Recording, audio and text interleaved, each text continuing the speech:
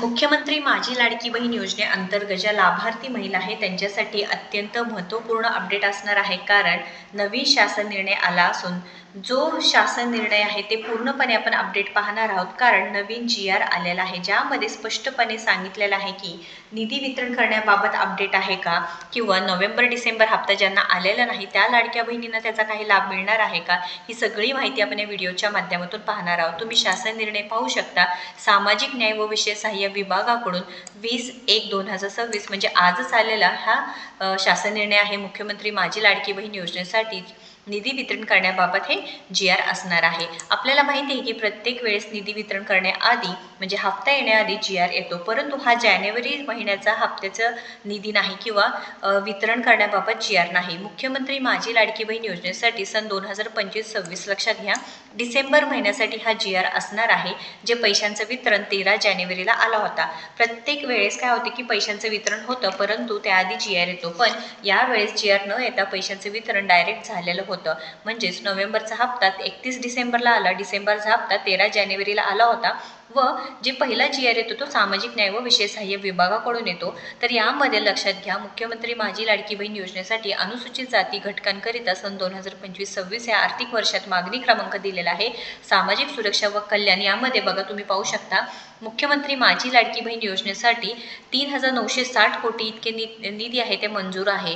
तर यामध्ये वित्त विभागाच्या संदर्भात दिन 7/4/2025 रोजीच्या परिपत्रक हे बघा ही सगळी माहिती देण्यात आलेली आहे. किती कोटी खर्च झाला, किती कोटी महिला व बालविकास विभागाला देण्यात आलेला आहे. निधी वितरण प्रणालीवर वितरित करण्यास शासनाने मान्यता प्रदान करण्यात येत आहे. तर लाडक्या बहिणींनो लक्षात घ्या, आता पुन्हा एकदा डिसेंबरचा हप्ता वितरण होणार आहे का, तर यामध्ये स्पष्टपणे असं काही सांगितलेलं नाही. परंतु इथे काय की प्रत्येक महिन्याच्या 10 तारखेपर्यंत हे पाठवायचं आहे हे सांगितलेलं आहे. पण काय झालं की पैशांचं वितरण डायरेक्ट झालं व हे एक जे ऑफिशियली काम आहे त्याच्यामुळे हा GR काढलेला आहे.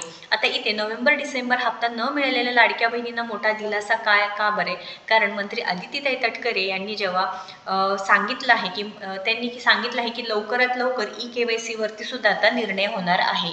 म्हणजेच काय, eKYC मध्ये सुद्धा आता मुदतवाढ होण्याची शक्यता आहे किंवा eKYC संदर्भात मोठी अपडेट येणार आहे. जर तुमची eKYC चुकली असेल तर नक्कीच कमेंट करायचं आहे. तुम्ही काय करायचं आहे, जी ऑफिशियल वेबसाईट आहे त्या अर्जदार लॉग इनवरती जाऊन लॉग इन करायचं आहे. लॉग इन केल्यानंतर तिथे तुम्हाला काय की तक्रार करण्यासाठी जे ऑप्शन आहे तिथे तुम्ही तक्रार करू शकता. त्यामुळे लवकरात लवकर लाडक्या बहिणींनो तक्रार करायची आहे. तुम्ही अजूनही तक्रार केली नसेल तर महिला व बालविकास विभाग आहे तिथे सुद्धा तुम्ही कॉन्टॅक्ट करू शकता. लाडक्या बहिणींनो शांत बसू नका, आपला हप्ता बंद झालेला आहे. त्यामुळे लाडक्या बहिणींचा जो काही संताप आहे तो खरंच योग्य असणार आहे. व अदिती तटकरे ताईंना आमदारांनी डायरेक्ट फोन करून विचारलं, त्यावेळेस सुद्धा अदितीताई तटकरे यांनी सांगितले की काहीतरी तोडगा नक्कीच काढणार आहे. त्यामुळे लाडक्या बहिणींनो टेन्शन घेऊ नका. हा नवीन GR आला आहे. जानेवारी हप्ता वितरणाबाबत नाही, डिसेंबरचा हप्ता जो वितरण झाला आहे त्या संदर्भात सगळी माहिती होती. या संदर्भात अजून काही प्रश्न असू द्या नक्कीच कमेंट करून विचारा आणि अशाच महत्त्वपूर्ण माहितीसाठी आपल्याला फॉलो सबस्क्राईब करा. धन्यवाद.